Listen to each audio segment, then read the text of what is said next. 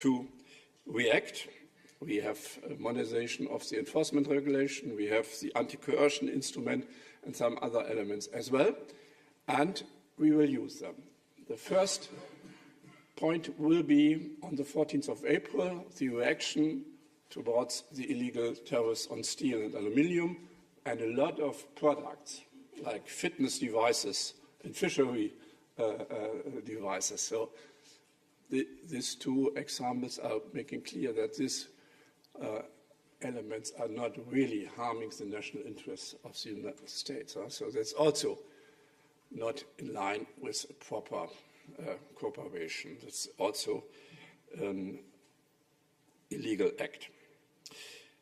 And we will have a second tranche a little bit later, because we have to analyze the effect of the announced tariffs, because it's totally clear the principle of our countermeasures. We want really to limit our countermeasures to the real harm we got, the real damage. We would not go further, so we are not the engine of escalation. And secondly, we will have also to look that we really limit the damage for the European Union and the consumer inside the European Union. So therefore it will take a little bit time. And this is also linked to our democratic process. And I'm really proud that inside the European Union we are deciding on such countermeasures in a democratic way based on proper legislation the European Parliament made, and I was a rapporteur for the anti-coercion instrument. We have a different way to decide. It's not only one man deciding everything, and I'm really proud that we have a really democratic and different way. Fifthly, we will look also quite carefully to the indirect effect. We did it on the steel side, so after re-announcing 25% tariffs on steel and aluminium, we looked also to our safeguards and increased the safeguards so that we are not targeted by steel not going to the United States anymore and coming to the European market, and we will do it also towards other goods. We have to analyze this also quite carefully. And last point, as I mentioned at the beginning, we are harmed by the measures, but of course, like Indonesia, over 30% tariffs. It's a growing economy. We want to stable the economic development of the people of the countries of the global south, and this is really a counterproductive action, and this will really have a lot of negative consequences in Indonesia and other countries as well.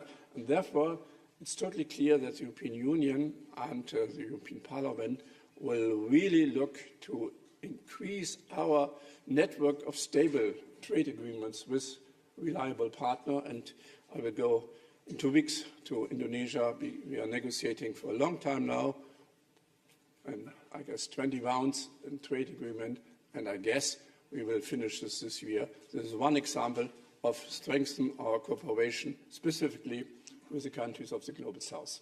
Thanks a lot. Thank you.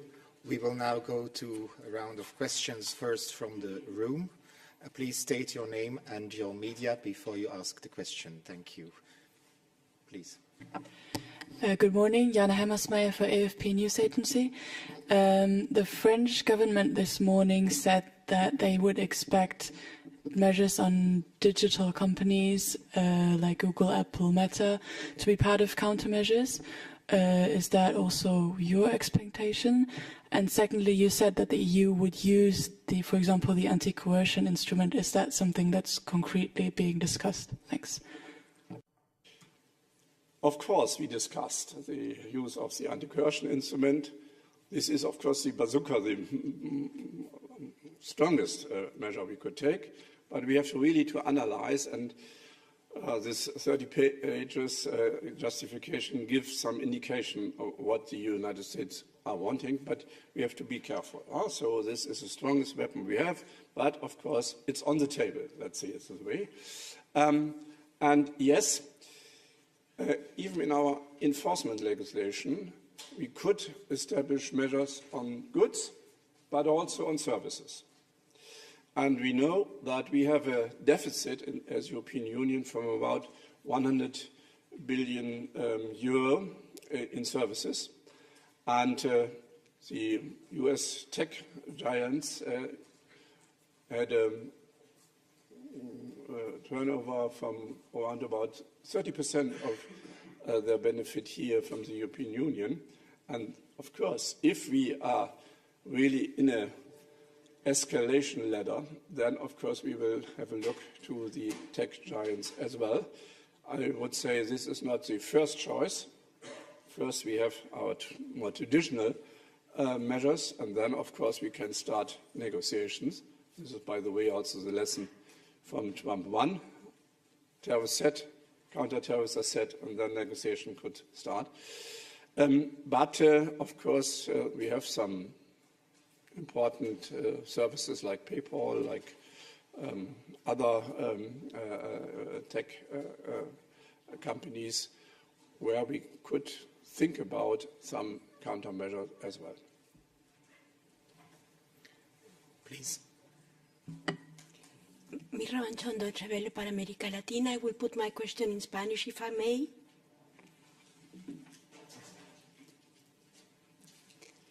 Thank you. Diputado Lange, usted ha dicho que el sur global se va a ver muy afectado por estas medidas, estas tarifas del gobierno de los Estados Unidos. Brasil es uno de los afectados en cuanto al aluminio, así como la misma Unión Europea. ¿Tienen ya preparados pasos concretos para trabajar con los socios afectados en este campo? Muchas gracias. Of course, with the Mercosur countries, we have the agreement negotiated, and I hope we can ratify it as soon as possible. This will stabilize the economic relation, no doubt about. We will eliminate tariffs. At the moment, we have in some key products on both sides more than 30% tariffs, and this will give opportunities, of course, on the Mercosur side, but also for the European producers to substitute a little bit the situation towards the United States. And let's see if we can really also cooperate in a more lower level way on some items which are now really under attack from the United States. We will see. So as I mentioned, we will now contact our trading partners, specifically also the industrialized countries like Japan, like South Korea, but of course a lot of countries in the global south, where we have also strong relations. You mentioned Mercosur, but also, for example, Vietnam, where we have now 5 years. So we have the celebration of the trade agreement with Vietnam on the 1st of August, and they were hit also in a totally unfair way, so that we can compensate a little bit this situation as well. There was another question over there. Yes, thank you. Federica Bianchi, L'Espresso, Italy.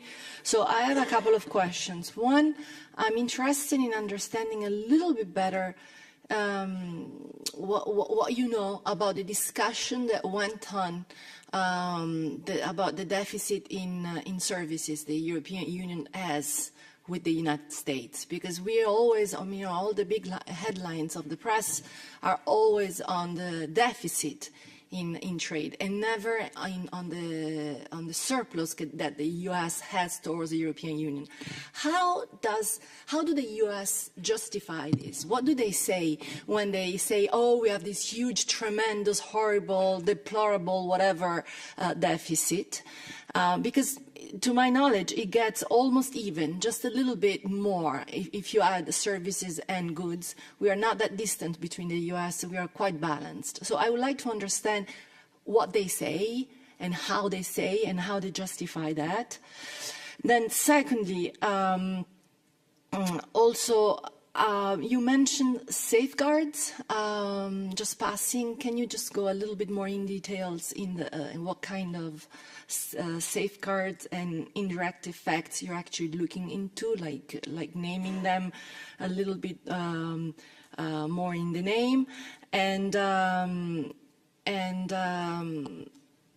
that's it for now. Thank you. Yeah, on your first question, of course, we mention it always, that United States have a surplus in services round about 100 billion euro.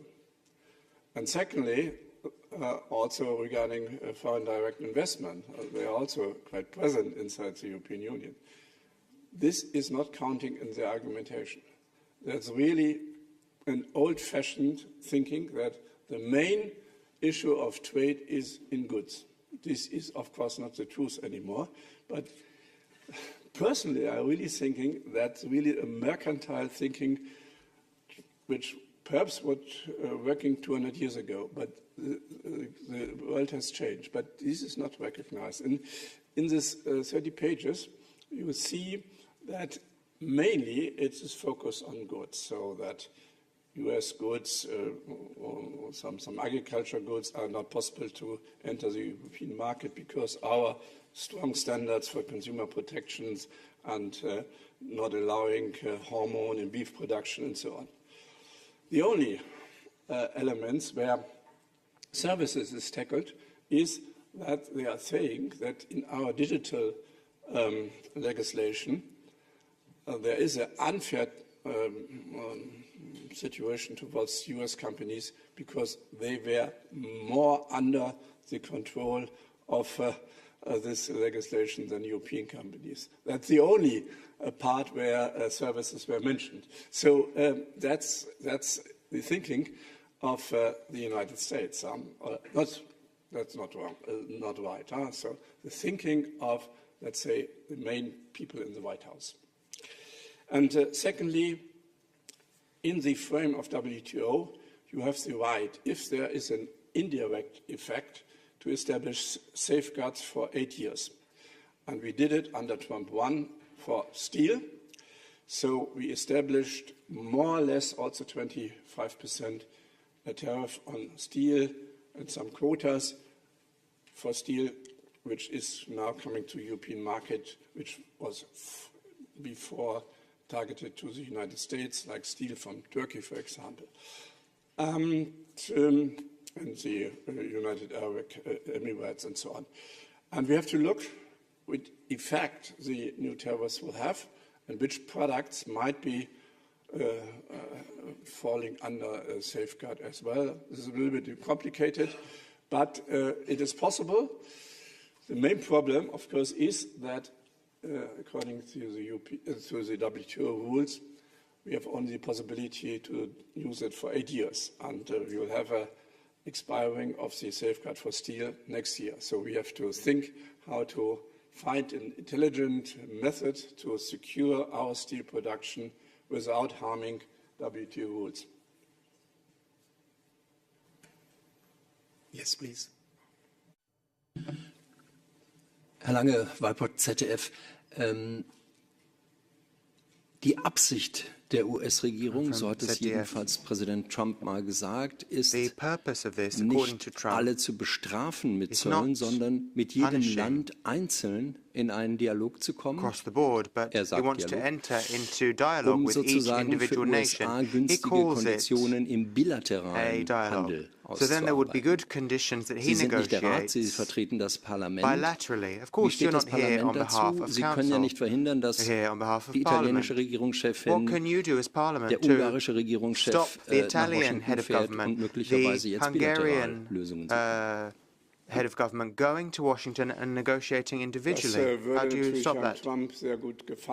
Trump would like that if he could divide the EU like that.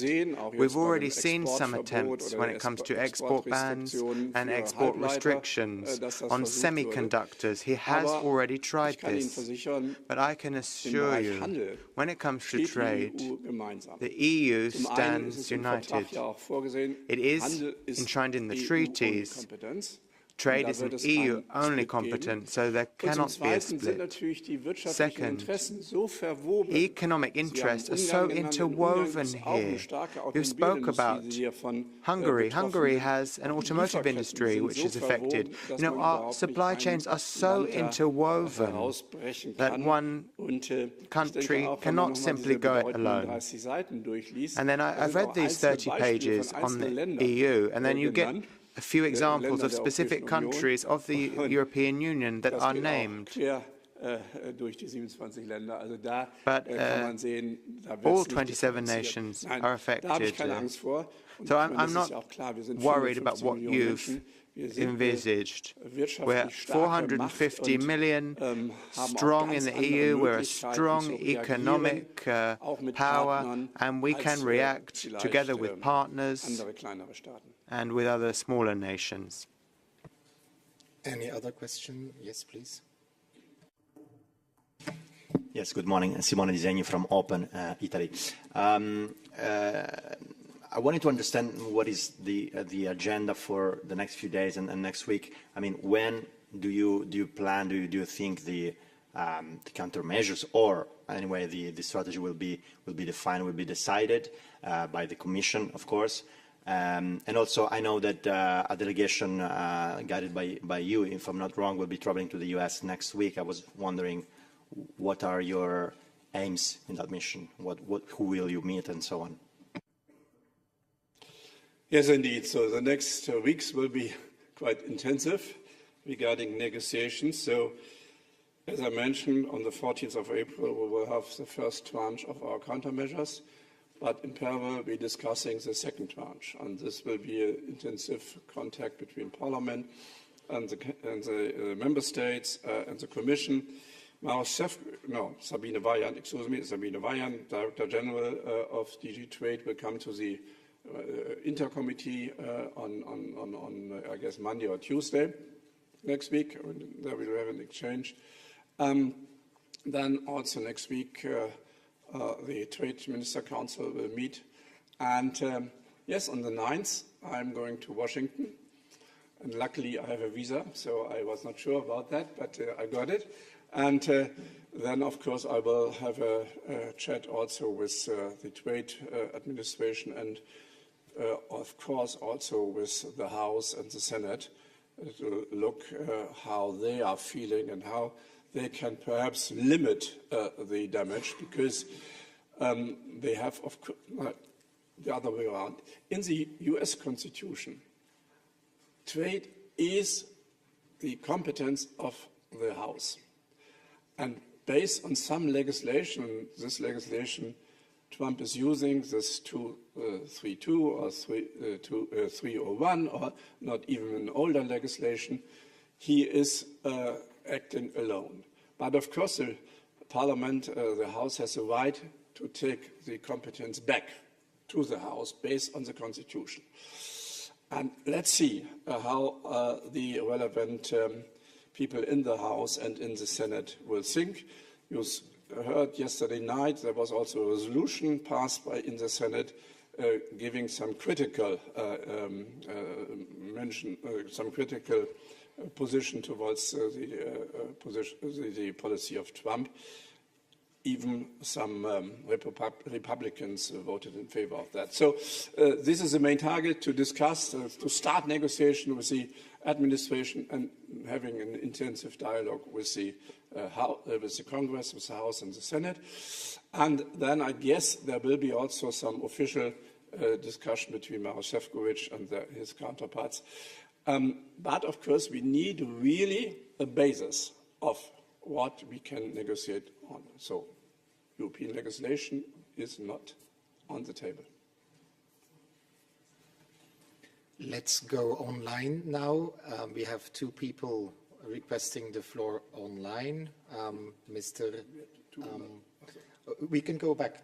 We can go back after, because Mr. Düsseldorf has been waiting quite some time already. You have the floor. Thank you very much. You can hear me already? Yeah. Okay. So, Mr. Lange, thank you. You said it this morning on the radio, and you said it now.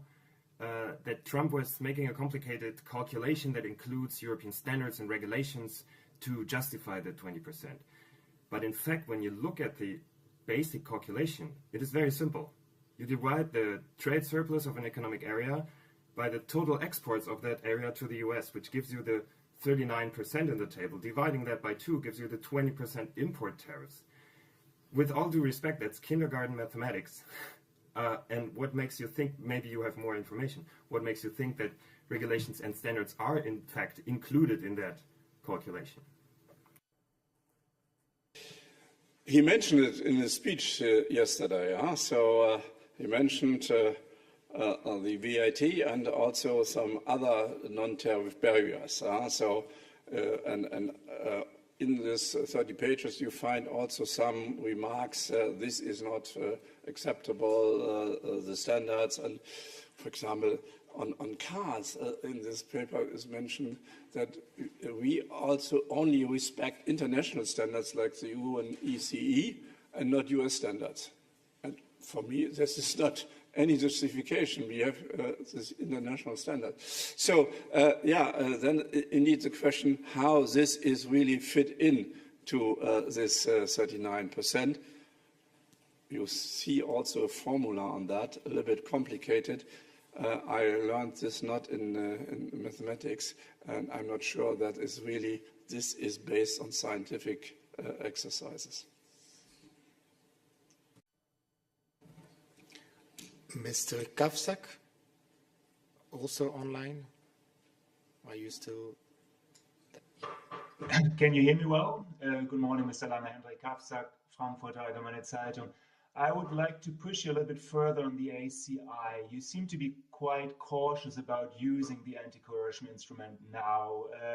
But then again, if you really want to hit the US and hit the digital companies, you cannot do without. Shouldn't the EU be a little bit more offensive when it comes to that at the moment? Because otherwise, we just seem to be taking the position, we'll wait and see, we're ready to negotiate, we're not hitting you hard at all. I just mentioned that this instrument is there and it is on the table, and it's no secret that we are looking how to operationalize this instrument, no doubt about. But I guess this is clear, this is the last resort. This is not our first step. And we want to find a solution in negotiation, because using the ACI, this would be really a hard escalation, and this is totally not in the interest of the people. And therefore, last resort, but we have it, and this should be calculated by everybody. Mrs. Rankin, also online.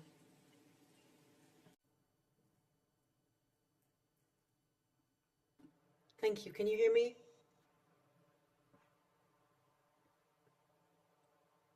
Hello, can you hear me? Yes. Oh, I'm okay. I'm sorry. Apologies. Jennifer Rankin from The Guardian. And in fact, it was also a question about the ACI.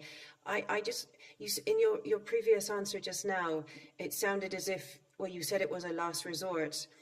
But so at the moment, is it the case you don't think the EU should turn to this instrument, despite that 30-page document you mentioned, despite all the criticism of EU legislation? Is this not the moment, given that the Trump administration has EU legislation in its sights? Surely this is a case for triggering the anti-coercion instrument. This appears to be a case of attempted coercion. So why not turn to it now? And what's the point that you think the EU would have to turn to the last resort? No, we will now analyze the effect of the announced tariffs quite carefully, and then having this second tranche. And as I mentioned, there are a lot of possibilities to use our enforcement regulation. And if also regarding the next weeks, it will be clear that there will be economic coercive pressure, then of course we will start the process as well. And this process is a little more lengthy. because we have to really investigate the case and make a clear distinction between other elements and coercive pressure. Then, of course, we want to also negotiate, because negotiation is better than using the gun. And then it has to be implemented. So it's a little bit more lengthy than the normal enforcement regulation. But I guess it's acceptable, because we want to be serious. And we want to be also in the framework of WTO.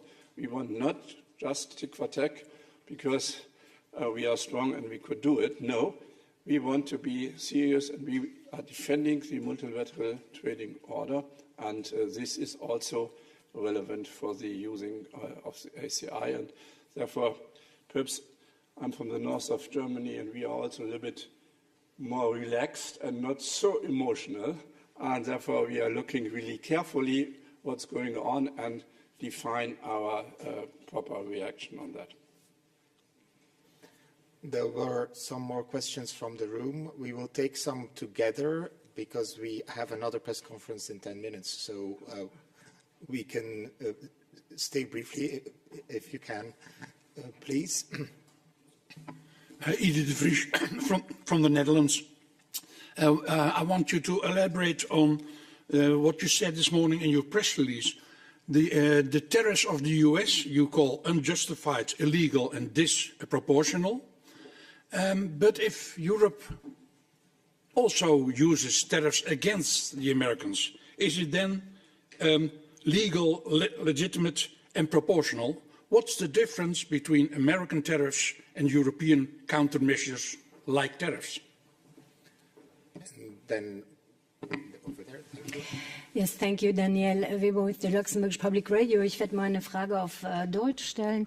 Herr Lange, Sie haben, und das hat auch Kommissionspräsidentin Ursula von der Leyen heute Morgen gemacht, und es wird schon wiederholt gesagt, dass alle Instrumente der EU auf dem Tisch sind. Das hat aber bisher wenig Eindruck auf der Gegenseite gemacht. Deswegen meine Frage, wie geht denn die EU jetzt in diese Verhandlungen rein? Mit welchen neuen Elementen kann die EU denn hier auftreten und doch versuchen, die Gegenseite noch zu überzeugen? Das ist von außen jetzt so ein bisschen schwer nachzuvollziehen. We are building our countermeasures on a proper legislation which is in line with WTO rules. That's crucial, and this is in the United States totally not the case. They are really putting the axe towards the multilateral ruling system. That's really important. And secondly, we are looking in a proportional way. So as mentioned, we are not, if you're saying 20%, we are not saying in principle 20% because we look really to the damage. What is the damage and what is the proportional reaction on that? That's really a totally different approach. And we have also a clear defensive legislation. So we could never start a trade war because this 232 Act or 301 Act is an offensive. And also this element which Trump is now using. This is also an offensive emergency measures. This is not possible by the European Union. We have only defensive instruments. Ja, wir hatten die Schwierigkeit, in den Gesprächen mit den Vereinigten Staaten zu wissen, was sie eigentlich wollen. In discussions with the US to ascertain what they actually want. If you look at the tariffs and the 30 pages, you see that there is an enumeration of things that are linked to our legislation. And we can't just go in and change the DSA rules or change our food safety rules. We can't just change them like that. So, do they want more investment from our side into the US? There have already been some investment decisions made. So we have to look sensibly. Can there be more of an exchange Man kann auch we can über talk about die that. gegenseitigen Zölle reden. And we can look at mutual tariffs. Beispiel, dass die There's USA a well-known Importzölle example für Autos von 2,5% haben, 2.5% tariffs on European cars into the US, whereas for us it's 10%.